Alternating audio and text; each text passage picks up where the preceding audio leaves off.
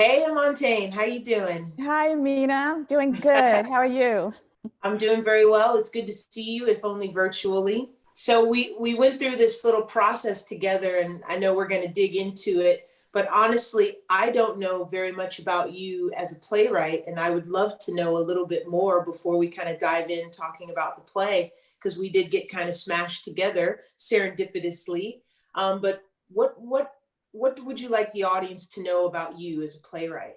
Well, first of all, I would say that I started out as an actor, and that's Okay. kind of important in the journey that I took.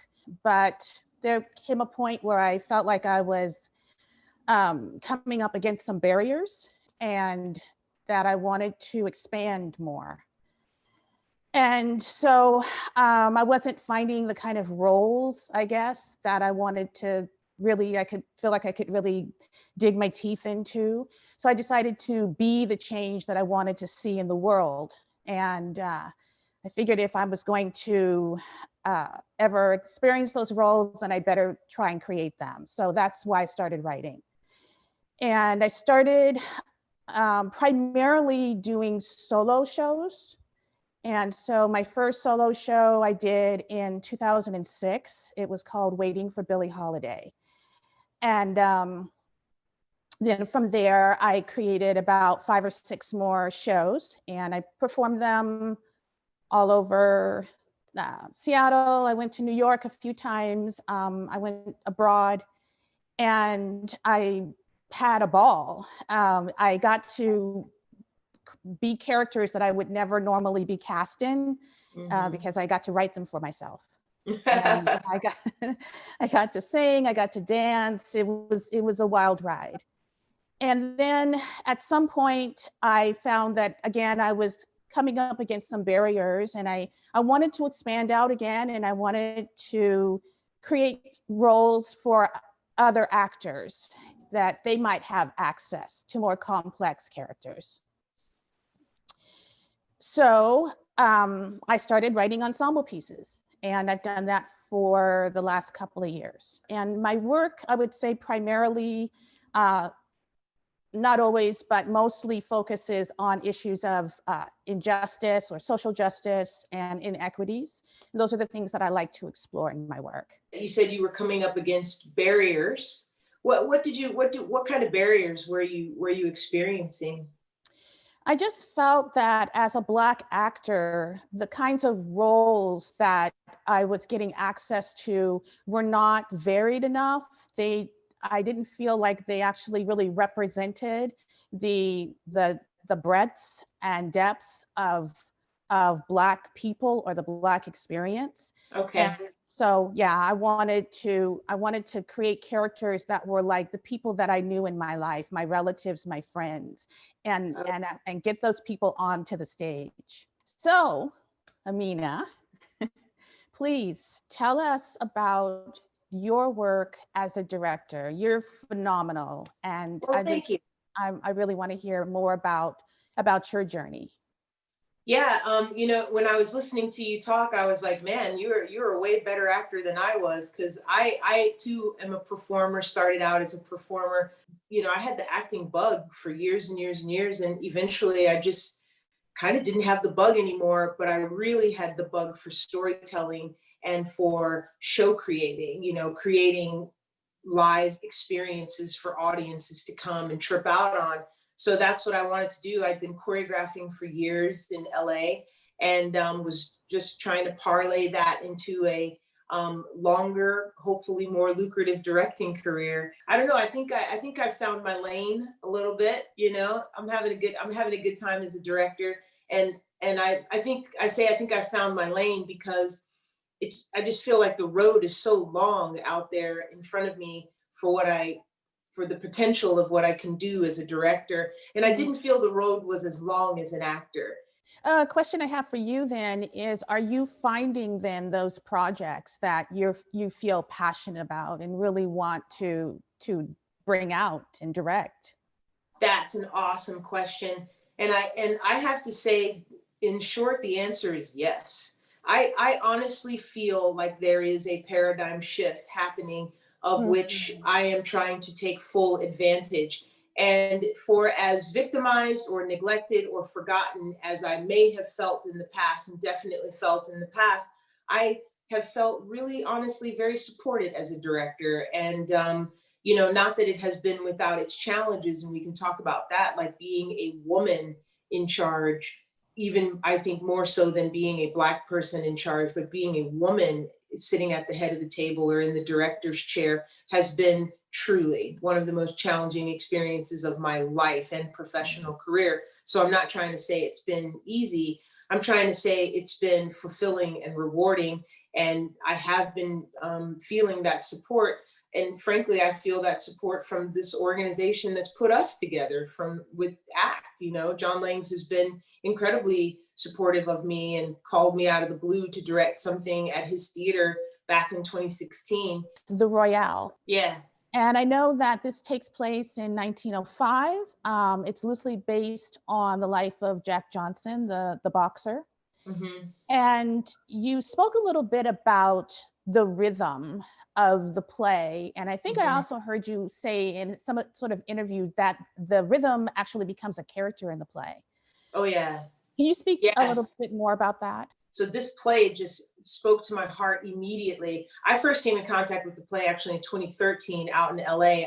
I did the original choreography on it and sort of created the concepts for, how the stomping would represent the punching and all of that, and had a wonderful collaboration with the writer, Marco Ramirez, and the original director, Daniel Auken. I just thought we made a really, really good team. And my goal was to not do really anything that we had done before, but I wanted to reimagine it from a director's point of view. So rather than us making body percussion rhythms during the play like we did in the world premiere, I decided that rhythm would become a character that was more heard rather than seen.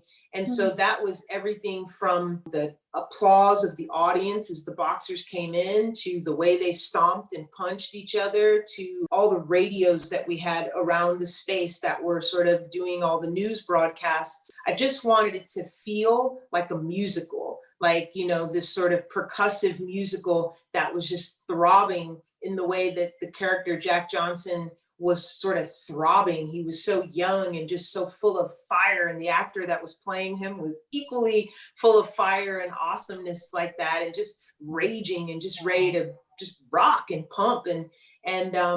So obviously it was a very visceral experience for me. And again, I'm just super grateful to the writer Marco Ramirez for writing such a awesome play that had so much space in it, in which, for a director / choreographer to create. And again, we would have had nothing without the play, without Marco, because I certainly did not think to write that play. But he really gave us a gift with it. And so I just felt like I'm gonna put my foot all the way in it. And I feel like John was very supportive of me doing that, and so was the cast. And so it was really fun and rewarding experience directing it, for sure. Wow. Thank you for asking. Yeah. Do you feel supported out there as a writer? I do finally. I not for a lot of years though. It took a while, but it wasn't something where I was going to stop because I wasn't being supported in the way that I wanted to be. I knew that it was something that I was going to keep doing. And the main reason for that is because I was finding qualities within myself that I didn't know were there before I started writing. When I write situations and characters, I'm always looking to extend compassion to my characters and to try to understand them in order to write characters that are multi-layered and complex. Yeah. Whereas in my regular life, I'm not necessarily Amontaine the citizen isn't necessarily always trying to understand people or trying to be compassionate, especially with people that I disagree with. And so, but as a writer, I found that I had to find that compassion within my characters. And as I was looking for that in the characters that might be very different from who I am, I found that those people exist within me as well. And so, it's a whole, unexpected revelation of parts of myself that I would have never come in contact with, I don't think, if it wasn't for writing in particular and art also as well. Yeah, man, I so relate to what you're saying, just on a personal level. Like I was saying, describing it as my lane, I definitely feel like I am trying to achieve my best self as a director, and that this is the lane for me to do that in. But I also see that in your play, like, the Mm. play that we did, The Ever Expanding Moment, like that description of yourself as, finding the compassion, the empathy in your characters, like, honestly, like that was one of the things that drew me to the play out the gate, because Wow. we are in such, a polarized time right now. Everyone is just so black and white, frankly, that to see someone, who recognize the yin and yang of it. And what I love about that symbol, I know I've said this before, is that it's a perfect circle, but it's not just black and white. The colors bleed into each other. And then there's that awesome whole that's there, which is always the third option. Like, when all else fails, come up with a new idea, as opposed to Mm. giving up or destroying it all. And this is kind of a principle that I'm trying to live my life by. And when the country got so polarized, I was kind of like, what are we doing? Like, don't we realize, and I could just see, people being thrown away because they had a difference of opinion. And I just was not down with it. And the way we were so polarized was really distressing to me. And when I read your play, I felt hopeful. I Wow. felt like I'm not, certainly not the only one feeling this way, that like the way forward is empathy and compassion, and not necessarily violence and division. But I was really doubly pleasantly surprised by the way you drew these characters.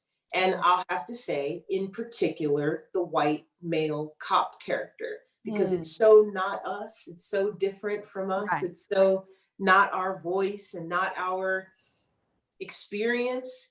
And I thought you did a really wonderful job of making him into a human being. And I Oh, thank appreciated that. you.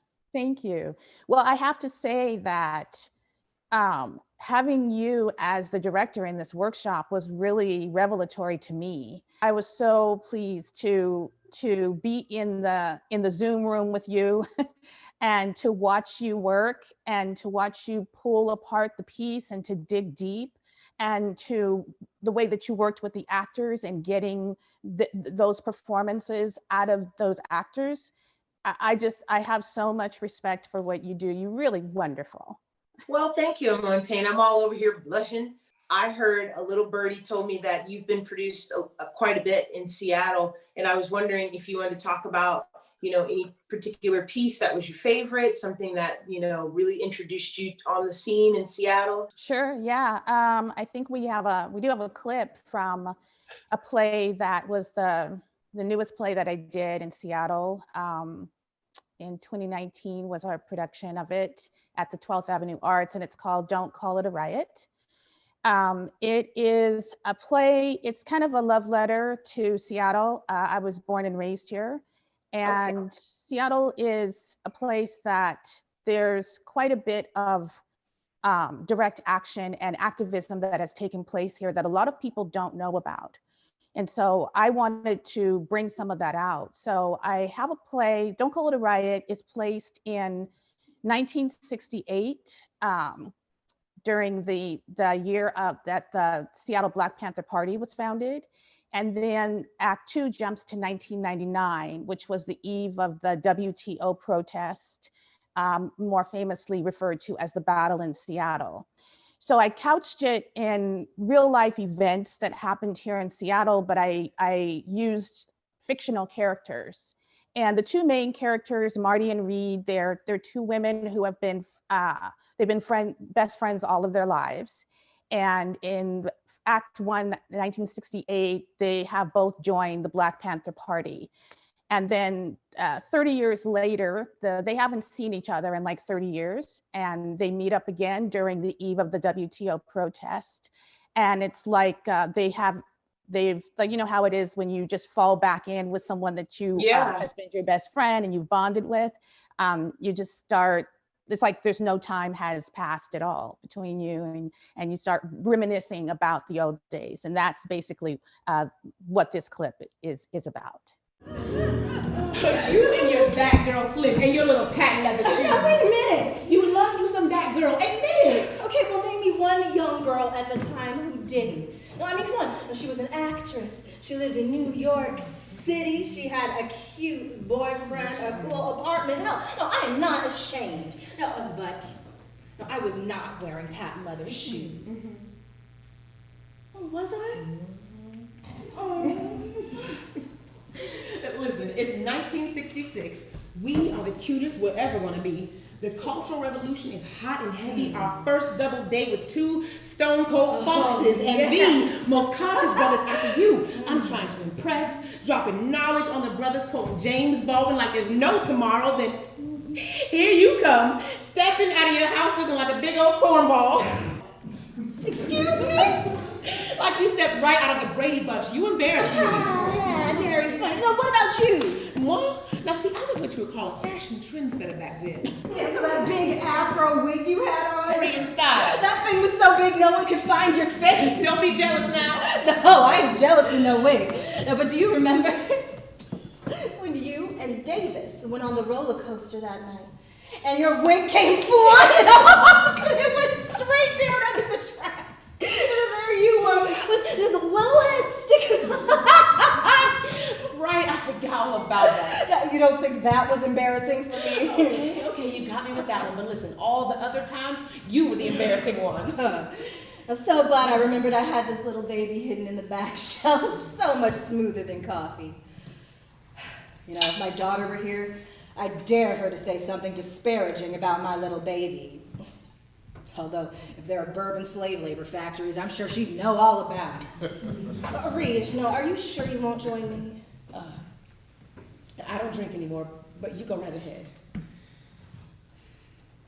wish I had your willpower.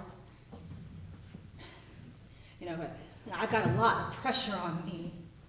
I mean, my constituency, they expect so much. I mean, I'm just one little person. They seem to think I've got magic powers, you know, to just wave a wand.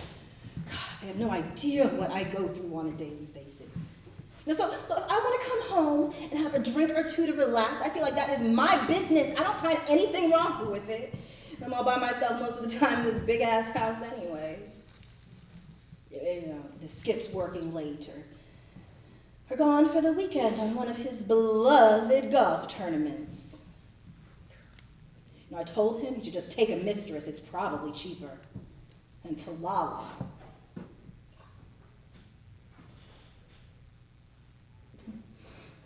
Well, she doesn't need me anymore. I am thinking about getting a pet. You know, something that'll love me unconditionally, but that doesn't need too much attention, you know. Well, how about a turtle? Like, I kind of wish I'd known you back then because I'm a little jealous that I didn't get to work on that piece. Oh, that would have been wonderful. But the piece that we did, the ever expanding moment, was equally as awesome. And, you know, Karen Molina White and Lorenz Arnell were two of the actors in that play. And we're gonna see a clip from that, I think. And do you want to set that clip up for us, what we're gonna see? Sure. It's a 3-character play. There are, the main characters are a young Black man and a cop. And the cop ends up killing the young Black man, and they end up in the afterlife together. And in this afterlife, it's called the ever expanding moment. Many things can happen. So time is malleable. In this scene, he is in a scene with his mother. So we get to see like the relationship that he had with his mother, sort of the experiences that colored his viewpoints and his belief systems while he was here. And I think that, well, you'll see the scene, but I actually think, I really love this scene. These two actors are wonderful. Awesome. Let's check it out. So what's the plan? Same as it's always been. That's your child, right? Yes, of course. And you must provide for your child and the mother of your child. And you can't do that on your part-time waiter job. No. So, So, son, it's clear to me you have to drop out of college. Get a full-time job to support this new family that's on the way. wait, I'm sorry. How did we get there so fast? You tell me. I'm close to finishing. A year and a half and I've got my business degree. Look, I just need you and Pops to help me a little while longer with the tuition. I'm almost there. Jamal, you know I would do anything to help you succeed. Would you? Of course. Right. Of course. We would be doing you no favors bailing you out of your responsibilities. I can't stop now. This is my dream. You have to choose. You have to do what's right. Okay. I know you told me umpteen times how hard you think it'll be to own my own restaurant and to make it a success. And I told you that I realize that. But I'm willing to put the work in no matter what it takes. You are not listening. That's only the first part of it. Business school has opened my mind to so many possibilities. Okay, I have this idea. Once I open my first restaurant, I want to start hiring and training people who need a second chance. Brothers and sisters that have made mistakes and can't get the foot up. You mean like felons? Don't say it like that. Everybody makes mistakes. I was in trouble once before too, you know. And I thank the Lord every day you've never done anything like that again. But I was lucky. I had you and Pops.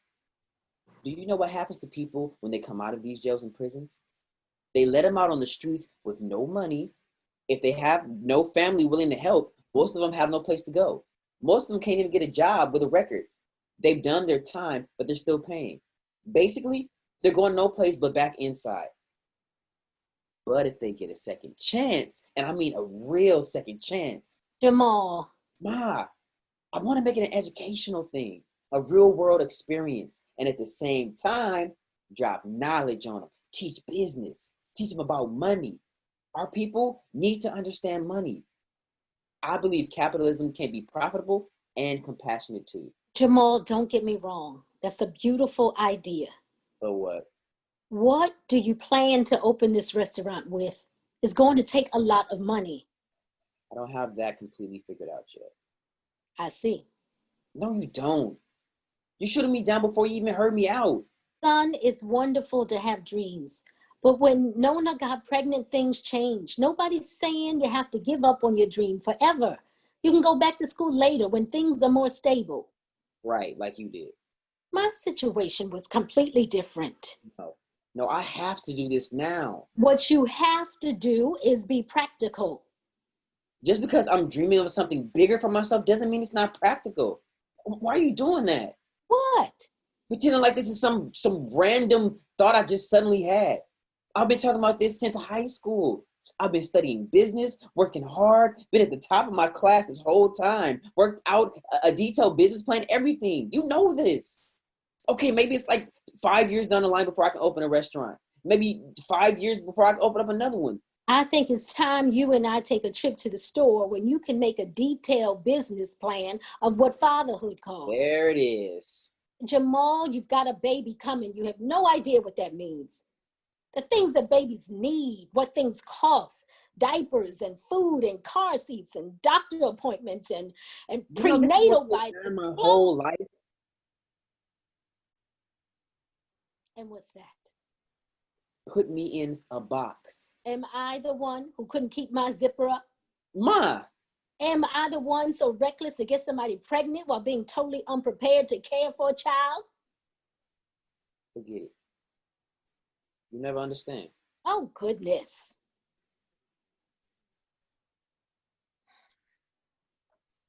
Look at Pops out there. Did he get a new pair of jeans? Yep. They look good on him.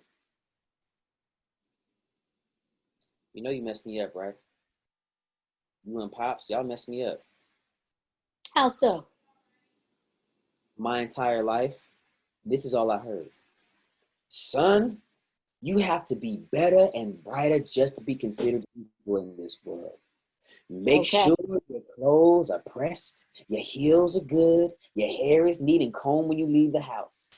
No, that's just terrible. It's a wonder you didn't have us burned at the stake. Go to church. Pray to Jesus. Do your homework. Raise your hand in class. Know the answer before anyone else. You are really trying to change the subject. You know, someday when I'm old, this will be the memory of Pops that I remember the most. Saturday mornings, bright and early, out there mowing the lawn, trimming the hedges, planting dahlias in the flower bed. That lawn as neat as our hair, as clean as our fingertips. Something wrong with having a nice lawn. Not in theory, no. It's time to grow up, Jamal. You have grown-up responsibilities on the way. Tell me something, Ma. What has all of this combing and scrubbing and polishing done for you and Pops? Because you may think it makes you presentable and acceptable to white people, but when they look at you, they still see a nigger. Jamal! I won't live my life trying to please white people. What in the world are you jabbering about? I can do everything I'm told, obey the laws, be spotless from head to feet, but it doesn't matter. It won't erase the fact that when I was born, there was an assumption of guilt imprinted on my body. Going to church 3 times a week and praying to a white Jesus to wash me clean won't change that. We're horrible people now because we gave you integrity and principles to live by. Is that what you're saying? You keep me in a box because I was born in one and you don't want me to forget that. That's called not stepping out of bounds, keeping me safe and protected, loving a Black child. I'm not listening to this. Ma, please, I'm not trying to be disrespectful. I know you love me. I know you tried to teach me the best you know how. You only want to protect me. And I'm sorry I'm not the son you wanted. I don't even know what you mean by that. I'm different. I always have been. And that's been hard on me. I fought it most of my life. I wanted to fit in, wanted to be accepted, be loved like everybody for being everybody else. But finally, I realized that's not my calling. God made me who I am for a reason. Nona and I, we realized we made a mistake. But it's not the end of the world. And I won't pretend it is by giving up my goals and dreams. I love Nona and she loves me. So we agreed on something. And what is that? I'll stay in school. She'll keep living at home for the time being. Her parents will help with the baby until I finish and get my degree. It's settled. And if you and Pops won't help me, well, I'll find another way. But you are not calling time out on my dreams. Not this time. I love that scene, Amontaine. So I'm wondering, like, first, what was your inspiration for, the mom character? Why was she a first lady in the church? Like, what was that about? And then in terms of the son, like, why, what drew you to him being like a chef and wanting to have like a restaurant business as opposed to anything else? Yeah, like, yeah, what were your inspirations for their dynamic? I think that the mom wasn't originally in the first draft of this play, but the more that I realized that it would be important to sort of know what Jamal's life was like before he got to the ever expanding moment, the more I realized that we needed to have some kind of a character in there that would fill him out a bit more and fill out his life and his experience more. And the mother, she's tough, she is tough, but she's really supportive. Like I guess I would say like maybe tough love, but then she's also has a very gushy, I guess, core, I would say. Whereas, there's these kinds of mothers that I'm familiar with. And I would say my mom's kind of like this too, where, they appear tough on the outside, but to really have such a very soft part to themselves. And I wanted that for Jamal. You know, I wanted him to have a lot of love in his life. Yeah. And yeah, it was important to me that he have love and support, and that he not just be, you know, a character out here struggling and, you know, downtrodden. And I wanted him to have a good background. And I felt that gave him also more layers, particularly like when he starts to get into some trouble. Yeah. Yeah, I think you're right about that. Because I think so often one of the things that we complain about, we, you know, people of color in our business, is the narrow range of ideas about what we are as a people. And so often there's such a spotlight on our troubles and our victimization and all the trials and tribulations that we go through. And not Right. a lot of attention is often paid to the fact that some of us, you know, came from suburban upbringings, and, you know, the color of our skin is something that we obviously have to deal with as we, you know, march through life. It gets, whether you like it or not, you are going to learn that you are a Black human in America. But that doesn't mean, A, that you're a criminal, or that you ever were or ever would be, and or Right. B, that you are unloved, or that you came from a bad background. And so often what I hear when you know, someone innocent like Jamal gets killed is like, well, what did he do wrong? Or Right. what kind of background? And it's just like, first of all, you know, even if you were selling loose cigarettes, that's no reason to get choked out in the middle of the street, first, A. And secondly, what's the rush to judgment like that, where the assumption is that we couldn't possibly have had a good upbringing or come from a good background, otherwise we might not have gotten into this trouble. And I think that you draw that very, very astutely and very finely in this play. Yeah.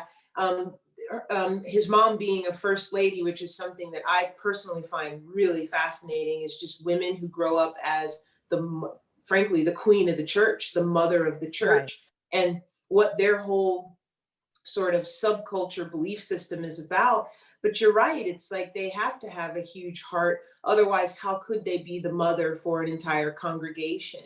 You know, often when we see, you know, a young Black guy getting arrested on TV or whatever, you see it online or whatever, I feel like the punishments that are given out to these guys is as if they are completely worthless, as if they had no ideas about the future, as if they couldn't be redeemed or rehabilitated, as if they're caught with, you know, a sack of weed or whatever, that a slap on the wrist isn't enough. You know, Mhm. and so a lot of times you see these guys getting thrown under the jail, literally, and you'll see their white counterparts. I mean, there's literal video footage of a white jock in college raping someone, Right. and then the judge is like, you're a young man, I know this is a phase in your life. And it's like, what? Like, you know, somehow Exactly. this kid has this incredible future, but this young Black kid couldn't possibly. And I really appreciated that aspect of the character too, that he was aspirational. And he was Yeah. aspirational because he was young and fresh and vibrant and human, and he deserved a place at the table of recognition for being that. And it was just, that was one of my favorite aspects of the play, was how unpredictable Jamal was, how you couldn't pigeonhole him, how you couldn't say, well, look what happened to him. Then you see it, Ahmaud Avery, similar situation, Breonna Taylor, similar situation, Philando Castile. I mean, these were not people, you know, Sandra Bland was on her way to a job interview. So it's not Right. like you can say that these people were derelicts or criminals. They literally were just existing while Black. Right, exactly. And but there's always the momentum to like sort of find out, well, what were they doing wrong? Well, there Right. must have been something, you know. Yeah. There always has to be some reason. And of course, that's because these things are happening with impunity. And so we have to find rationalizations and excuses for Absolutely. why people are being shot down in the streets and in their Well, homes. because otherwise you can't believe that you're sitting on your sofa doing nothing about it. Like Right. clearly there must be, like if you consider yourself to be a good person, well, clearly they must be doing something, they, meaning us, must be doing something Right. wrong, because look at the rate at which they're being incarcerated, or look at the rate, and it's a very, very difficult thing for one to turn that mirror back on themselves, which brings me, of course, to the character of the cop, Victor. I think that one of the things that the play does so beautifully is force a mirror in front of this guy. And whether he likes it or not, every time he tries to dodge, the mirror just keeps coming up in front of his face till eventually he has to look at it. And in looking at it, you offer, in my opinion, one of the most beautiful things in writing and in this play and just writing in general, which is the possibility for redemption. That we don't just have to throw each other away, that if we see each other through each other's eyes, then there is an opportunity for empathy, compassion, to use your words, and redemption. And that's not to say that this cat is excused for what he did. That's not to Right. say that he could not have made a different choice, or that he couldn't, all of it, like that his whole thing could have been different. That's not what you're saying. I didn't take it that way at all. The way I took it was that human beings deserve redemption, in general, on the face of it. And we lose sight of that in this cancel culture, frankly, Right. on both sides of it, and I love that you were not trying to cancel white men, or cancel police officers, or cancel the rule of law or anything. You were also not trying to cancel first ladies or cancel young Black men. I believe that you were saying that these entities can exist in the same space at the same time, provided that we recognize that there's room enough for everybody, and that we really don't have to extinguish each other. Now, again, we're going to cut the edges off the bread. Like there's a few folk we need to, push on out, Right. but we do that. Right. We as a community, we do that. And these archetypes are not those people. Well, thank you for saying that. I writing the cop was the most difficult part of this whole thing, and it sort of goes back to Amontaine, as a citizen of the United States, is not necessarily the most compassionate person in the world. I'm not the perfect human being who rises above everything, but as a writer, I get an opportunity to do that. And I really didn't know what was going to happen. What would happen at the end? I mean, it took me a long time as I'm writing it to okay, I was just trusting. I was having a lot of faith that when I got to the end, I was going to figure out this whole thing. And I would say that a big part of what led me to that particular ending was looking at restorative justice and what is being done, rather than just throwing people in jail or writing people off. Like, what are the things that are being done? What are the tools that will actually rehabilitate someone? Because that is what is missing in our criminal justice system. Is we've lost sight of how to rehabilitate people, and that this, I think, is the answer to solving a lot of the problems that we have. People are broken. People are, suffering from a lot of maladies, and people are acting out in violent and despicable ways.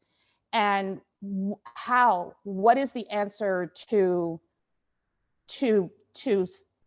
healing that person and healing the society?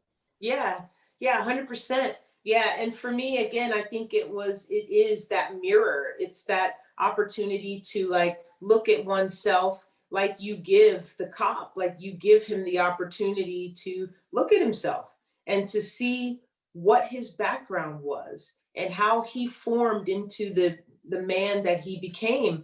And he is, I think, at the end of the play, I think that he is you set him up to be in the right headspace to begin that journey of redemption.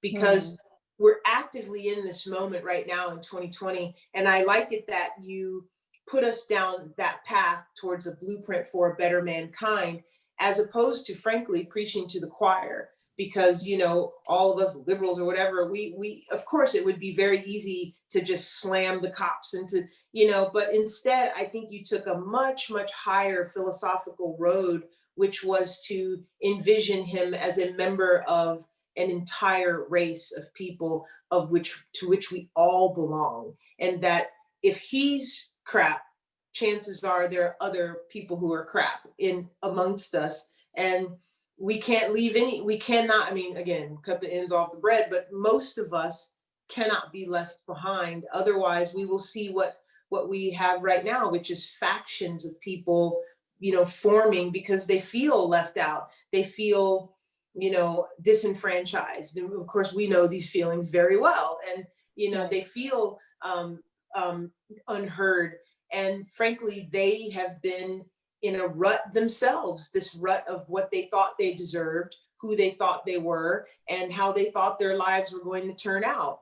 And I think that you were very keen in understanding things from their point of view. And like you said, it was, you know, it's enlightening, isn't it? When you get to experience that. And I like the idea of you being so honest that, like, in real life, you're not as compassionate as you are as a writer. But again, that's the brilliance and the genius of writing.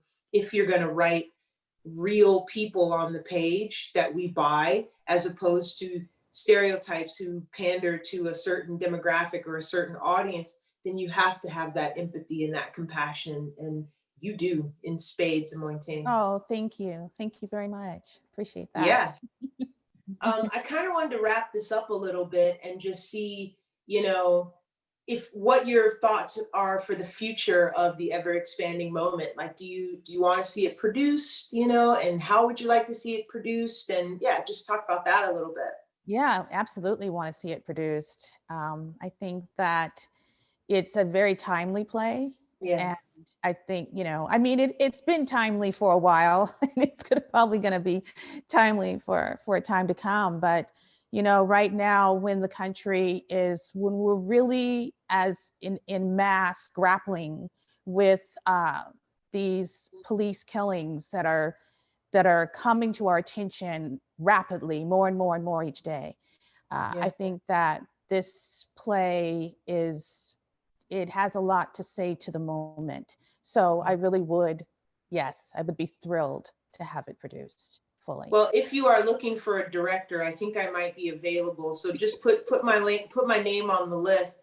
And yeah, and because I would love to collaborate with you again, because I think the piece is not only timely for now, but it's forward thinking as well. And that's really what makes it awesome, is that it's really not preaching to the choir. It really is speaking to a great audience, a vast audience, and a future audience. So I really hope that it gets produced as well, Amontaine. I'd love for you to direct it.